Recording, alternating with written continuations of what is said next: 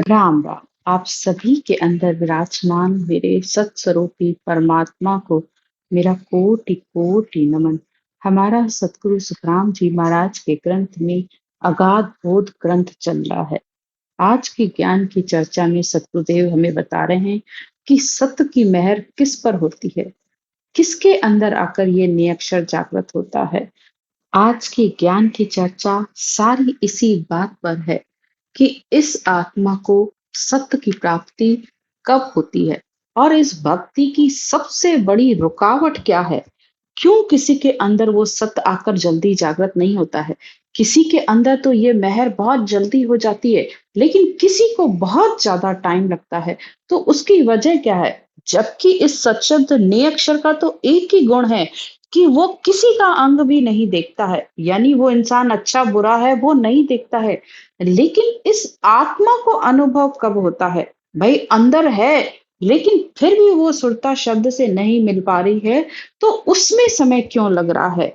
वो कब कृपा बनती है? उस परमात्मा की कृपा किस पर होती है और किस पर नहीं होती है? ये सारी आज के ज्ञान की चर्चा है।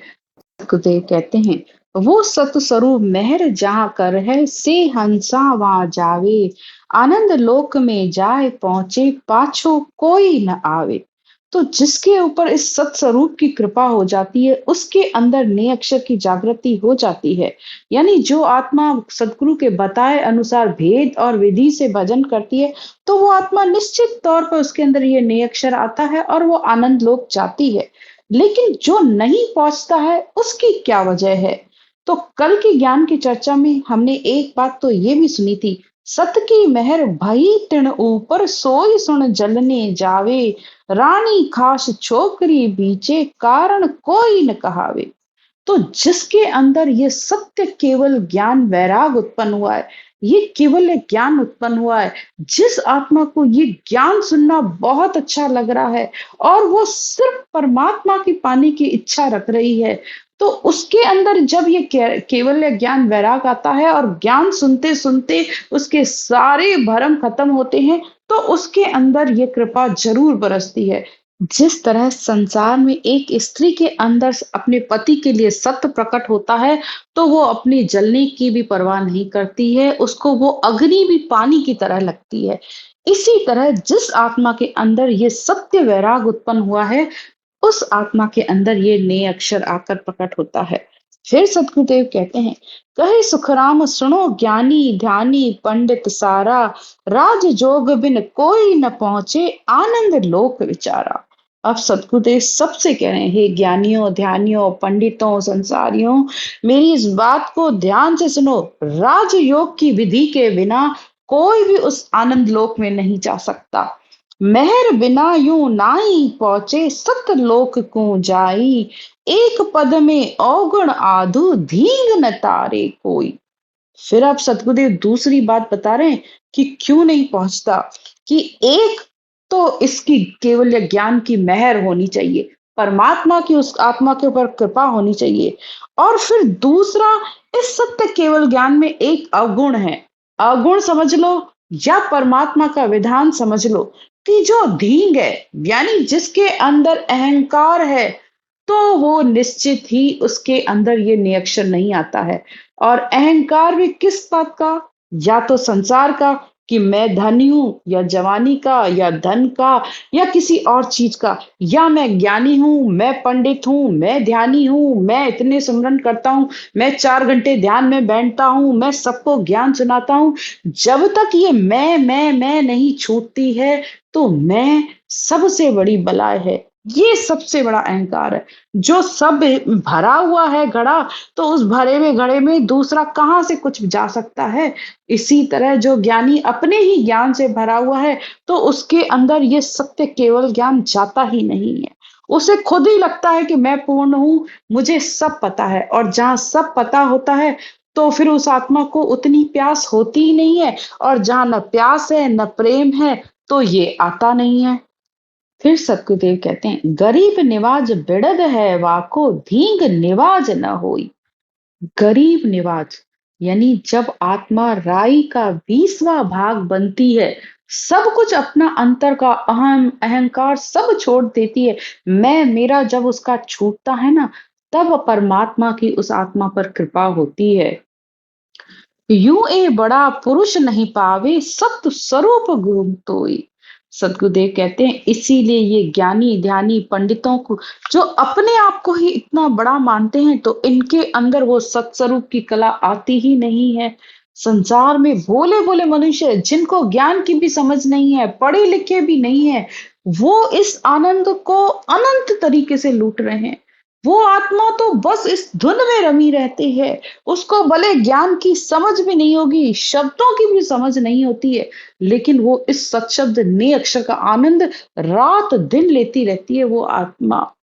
फिर आगे सतगुरुदेव कहते हैं, ब्रह्मा विष्णु महेश्वर शक्ति केवल ब्रह्म कहावे, वे तो धींग धींग सुही धींगा, क्यों कर वो पद पावे। इस साखी को बहुत अच्छे से समझना, क्योंकि बहुत से लोग इस साखी का अर्थ बहुत ही गलत करते हैं, और जब अर्थ गलत होते हैं ना, तो अनर्थ होता है। यानी आप इस बात को समझ लीजिए कि आप इस ज्ञान का महत्व ही नहीं समझ रहे हैं। जो लोग देवताओं को लेकर इतना ज्यादा अपने अंदर राग द्वेष पाले हुए हैं, संसार से तो राग द्वेष करते हैं, देवताओं से भी उनकी राग द्वेष बनी हुई है। नहीं पूजेंगे, ये नहीं करेंगे, वो नहीं करेंगे। अरे सारी सृष्टि परमात्मा की बनाई हुई है, सब साहेब की माया। अगर हमें परमात्मा ने बनाया है तो उसका कोटि कोटि धन्यवाद कि परमात्मा ने हमें मनुष्य जन्म दिया।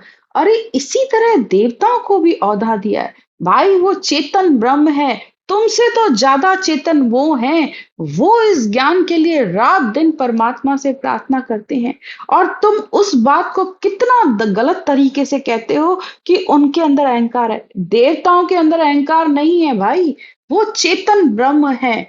इस बात को, इस ज्ञान को अच्छे से समझिए। यहाँ जो कहा जा रहा है ना, ब्रह्मा विष्णु महेश्वर शक्ति केवल ब्रह्म कहावे, भाई वो केवल ब्रह्म कहलाते हैं, चेतन ब्रह्म है।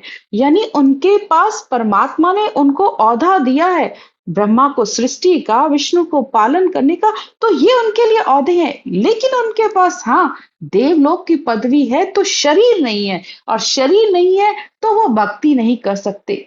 तो धन्यवाद दीजिए परमात्मा को कि उन्होंने तुम्हें भरत खंड में भेजा और तुम्हें मनुष्य शरीर दिया है। और इसी मनुष्य शरीर के वो देवता अर्ज कर रहे हैं कि अहो प्रभु मानव तन दीजिए भरत खंड के माही, केवल भक्ति करा संत सेवा और करा कछ नाही। कि हमें भी मनुष्य जन्म दो, हम भी जाकर उस सत्स्वरूप परमात्मा में मिले। लेकिन तुम उन्हीं के लिए कहते क्या हो, वे तो धींग धींग सोई धींगा, क्यों कर वो पद पावे। कि भाई वो धींग बने हुए, अरे देवता नहीं धींग बने हुए हैं, तुम बने हुए हो, जिनके अंदर ये अहंकार आ गया है कि हम देवताओं से भी बड़े हो गए, हम ज्ञानी हैं, हम पंडित हैं, हमें सब ज्ञान है, हम मनुष्य हैं, इसलिए हम परमात्मा में मिल सकते हैं। तो ये सबसे बड़ा अहंकार है। इसीलिए तो वो परमात्मा तुम्हारे अंदर आकर बैठता नहीं है। कितने अनर्थ करते हो। सीधा सीधा और लिखा हुआ है कि भाई गरीब निवाज बिड़द है, वाको धींग निवाज न होई। कि भाई जिसका गरीब निवाज है, जो आत्मा गरीब है, नम्र है, विनम्र है, भोली आत्मा है, उसके अंदर में आकर तुरंत उसके ऊपर ये कृपा होती है। लेकिन जो धींग बना हुआ ना, जो अहंकारी बना हुआ है, जिसने मैं लगा रखी है कि मेरे पास धन, मेरे पास जवानी, मेरे पास ये मैं ज्ञानी, मैं पंडित, तो उस पर नहीं है इसकी परमात्मा की कृपा। कितना साफ लिखा है, और तुम इन्हीं सब बातों को क्या करते हो, देवताओं पर ले जाते हो। थोड़ा तो इस बात का विचार करो कि अगर देवताओं की कृपा नहीं होती तो क्या तुम्हें ये मनुष्य शरीर मिलता, ये आत्मा भटकती रह जाती। अगर ब्रह्मा जी ने इस मनुष्य देह को दिया है, तो उस मनुष्य देह का उपयोग करो, सदुपयोग करो, परमात्मा में लगाओ। लेकिन इतने अहंकारी मत बनो कि जो तुमसे ऊपर है, क्या संसार में तुम्हारी हिम्मत होती है कि तुमसे ऊपर जो पदवी पर बैठा हुआ है, अगर कोई प्रधानमंत्री है, मिनिस्टर है, तो तुम उसके बारे में एक शब्द भी बोल पाओ। तुम संसार में ये नहीं करने की हिम्मत रखते हो। लेकिन परमार्थ में आकर तुम्हारी इतनी हिम्मत, जिसने सृष्टि की रचना की, जो सृष्टि का पालन कर रहा है, और तुम उन्हीं को अपने से कम समझते हो। कहाँ से तुम्हें परमात्मा की प्राप्ति होगी? अभी तक तो तुम्हारा खुद का राग द्वेष नहीं छूटा है, तो तुम दूसरों का कैसे छुड़ा सकते हो? थोड़ा तो विनम्रता लाओ। अरे कुछ नहीं कर सकते तो अपना सर झुका के नमन तो कर ही सकते हो, धन्यवाद तो दे ही सकते हो। तो देवताओं का कोटि कोटि धन्यवाद कीजिए कि ये मनुष्य शरीर मिला, तब हम भक्ति कर पाए। आज की सारी ज्ञान चर्चा इस अहंकार पर है कि मनुष्य को कितना अहंकार है, और जिसके अंदर अहंकार है तो वो नहीं मिल सकता। मन बुद्धि चित्त अहंकार ये सूक्ष्म है अंदर, और हर किसी के अंदर भरे हुए हैं। अगर कोई मन की गति को भी छोड़ दे, चित्त की गति को भी छोड़ दे, चित्त मन बुद्धि बुद्धि भी वो ज्ञान में लगा ले, लेकिन अहंकार हर समय उसका खड़ा रहता है। सूक्ष्म से सूक्ष्म बात में भी आकर उसका अहंकार आकर खड़ा हो जाता है। उसे नहीं पता चलता है, लेकिन जो उसकी ज्ञान चर्चा है, जब वो बोलता है ना, तो उससे साफ पता चलता है कि वो क्या कह रहा है।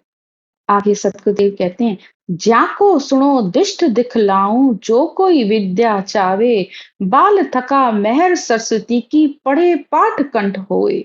अब सतगुरुदेव संसार के उदाहरण देकर समझा रहे हैं। जैसे बच्चे जब छोटे होते हैं ना, तो उन्हें बहुत जल्दी याद हो जाता है। कोई भी चैप्टर हो या कुछ भी आप सिखाते हो ना, वो बच्चा बहुत जल्दी सीख जाता है। क्यों? क्योंकि वो अहंकार से रहित है, वो ब्रह्म है अभी। लेकिन जब वैसे वो बड़ा होता है, तो उसके अंदर जवानी का, धन का, मन का, इंद्रियों का जोश बना रहता है, तो वो चाहे भी ना विद्या को सीखना या याद करना, तो वो उतनी जल्दी नहीं कर पाता है, ना ही विद्या उसे कंठस्थ हो पाती है। और फिर समझाते हैं, जोबन जोर छते जो जोवे, धन राज मद माही। सदगुरुदेव कहते हैं कि जवानी में जोर, धन का, राज का, मद का, अहंकार होता है, तो इसीलिए सरस्वती की कृपा नहीं होती है, और उसे वो विद्या याद नहीं होती है। बालक बहुत गुरासु धूजे, इंद्रियों का जोर न कोई, जब वो मेहर सरस्वती कर है, यूं सतगुरु विद होई। जैसे बच्चा जब छोटा होता है ना, तो उसे अपने टीचर से बहुत डर लगता है, और इसी डर की वजह से ही उसका इंद्रियों का जोर ज्यादा नहीं होता है बचपने में। और वो डर की वजह से कि कल मैं जाऊंगा, मास्टर मुझसे पूछेगा, और अगर नहीं मैं बताया तो मुझे मार पड़ेगी, या क्लास में मेरी इंसल्ट होगी, तो उसे वो बहुत जल्दी याद करके जाता है, अपना होमवर्क पूरा करके जाता है।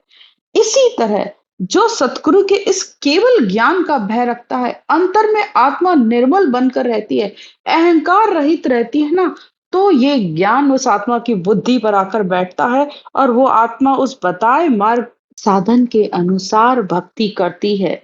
तो अंदर से इतने खाली हो जाओ कि इस ज्ञान को बुद्धि पर आने दो। ज्ञान बुद्धि पर बैठेगा तो विवेक आएगा, और ये आत्मा चेतन होकर भक्ति करेगी।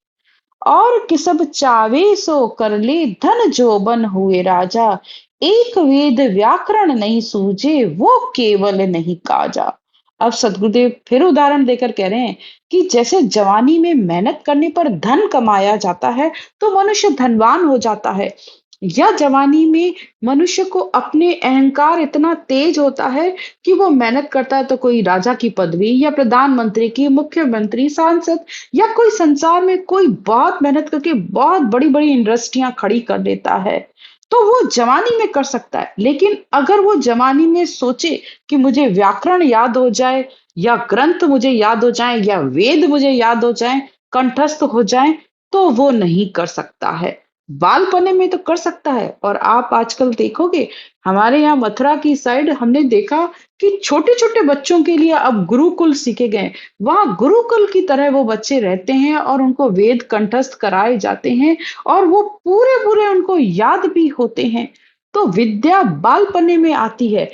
इसी तरह जब आप भी अंदर से बालकपना होगा, मतलब निर्मल बुद्धि होगी, अहंकार से रहित होगी, बिल्कुल खाली होकर जाओगे ना, तब भर के आओगे, तब ये ज्ञान तुम्हारे अंदर बैठेगा, तब इस केवल ज्ञान की आत्मा पर मेहर होगी। आगे सतगुरुदेव फिर समझाते हुए कहते हैं, जो कोई जोर शकल ही त्यागे, तो देह गुण नहीं जावे। अब किसी ने अपनी मति से या बुद्धि से अपनी धन के बल को, अपनी ताकत को भी छोड़ दिया कि मैं अब ये अहंकार ना करूं, या अपने बड़े होने की ताकत को भी छोड़ दिया, लेकिन देह का गुण थोड़ी जाता है। यानी जो बचपन में किया जा सकता था, वो बड़े होने पर नहीं किया जा सकता। बालक जवान कौन विद होवे, यूं ई केवल गुण कहावे। तो ऐसे ही शरीर का गुण नहीं जाता है, शरीर से बालक नहीं हो सकता और बालक से जवान नहीं हो सकता, दोनों में नहीं हो सकता। ऐसे ही केवल पद की प्राप्ति के लिए अहंकार से अलग होने पर ही इस आत्मा को परम पद की प्राप्ति होती है। फिर आगे सतगुरुदेव कहते हैं, बालक बहुत घुरासू दूजे, ऊंच नीच के माही, केवल माए दोष नहीं कोई, पूर्ण पढ़ पढ़ो न जावे। अब बच्चा चाहे राजा का हो या किसी भी गरीब का हो, डर सबको अपने गुरु से लगता है, और गुरु के डर के कारण ही उसके अंदर वो विद्या आती है। ऐसे ही सदगुरुदेव कहते हैं कि केवल भक्ति करने वालों के अंदर जब अहंकार से यह अलग होगा, जब मैं मेरा राग द्वेष उसका मिटता है, तब वो आत्मा उस परम पद में मिल जाएगी। जब तक ये है कि मैं सुना रहा हूँ, मेरे बताने पर ये सच शब्द आया, मैंने सामने वाले को ज्ञान दिया, मुझे पता है, तब तक ये सबसे बड़ा अहंकार है कि मैं ज्ञानी हूँ, मुझे ये पता है कि ये किस तरीके आएगा, ये विधि इसकी ये है। ये जब तक लगा हुआ है कि मैं गुरु, मैं सतगुरु, तो तब तक तो ये ज्ञान अभी बुद्धि पर नहीं बैठा है, वो आत्मा अभी उस परमात्मा में नहीं मिल पाएगी। फिर आगे सतगुरुदेव कहते हैं, सत स्वरूप को है अंग योही, गरीब निवाज वह आवे। फिर वही सतगुरु की बात आ गई ना, कि सत स्वरूप परमात्मा का तो एक ही अंग है, एक ही गुण है, एक ही बात है। जो अहंकार को त्याग करके आता है, वो आत्मा आनंद पद में मिलती है। कह सुखराम ब्रह्म और माया, यूं सत स्वरूप न आए। और जब तक सदगुरुदेव कह रहे हैं ब्रह्म और माया प्राप्ति के साधनों में लगा हुआ है, तब तक सत्स्वरूप की प्राप्ति नहीं हो सकती। जो संसार बंध्यो आप में, गुरुवश कोई न आई, फल फूल पात झड़ पड़ियो, तब तरुवर है माई। सदगुरुदेव कहते हैं कि संसार में सब माया और ब्रह्म तक का साधन करते हैं, सतगुरु पद का ज्ञान उनको न तो समझ में आता है न धारण करते हैं, क्योंकि सारी सृष्टि की उत्पत्ति ही इस माया और ब्रह्म से है, और वो उसी ब्रह्म से आते हैं और वापस उसी ब्रह्म में ही मिलने का साधन करते हैं। तो ये तो इसी तरीके से हुआ कि एक बीज से वृक्ष बना, उस वृक्ष पर फल आए, और उस फल फूल से फिर उस फल फूल का जो बीज है, फिर उसी में उत्पत्ति का भी गुण है। उसी बीज को वापस जाकर बोओगे तो फिर पेड़ उगेगा, फिर फल होंगे, फिर पत्ते होंगे, फिर वो गिरेंगे, और फिर वापस उसकी उत्पत्ति हुई। तो ब्रह्म यानी होण काल तक, तीन लोक तक, ये सब सायब की माया है, ये सब ही बीज है, सब उत्पत्ति में आएंगे। लेकिन बीज जलाओ आत्मा, जब इस आत्मा रूपी बीज ही खत्म हो जाएगा, यानी ये आत्मा परमात्मा में समा जाएगी, तो फिर उसकी उत्पत्ति रहेगी नहीं, और फिर वो आत्मा इस जन्म मरण से छूट जाएगी। यानी वो आत्मा परमात्मा में जाकर परमात्मा का स्वरूप हो गई। आज की ज्ञान की चर्चा यहीं तक। राम राम। सिमरन की विधि। सिमरन करने का तरीका बहुत ही सरल है। सबसे पहले आप अपनी इस श्वास को समझिए।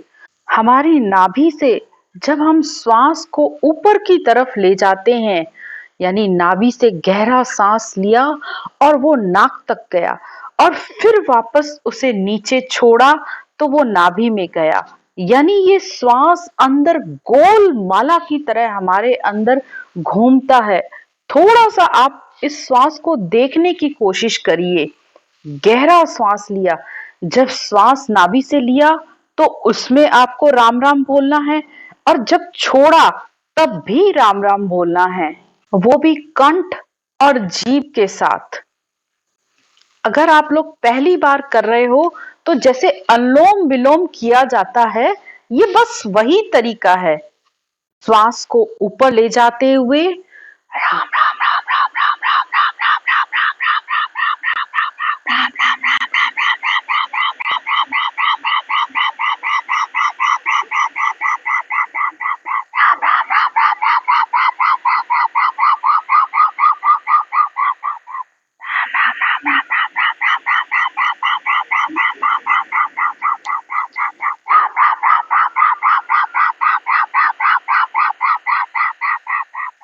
श्वास को देखते हुए आपको सिमरन करना है। ये सिमरन की विधि है।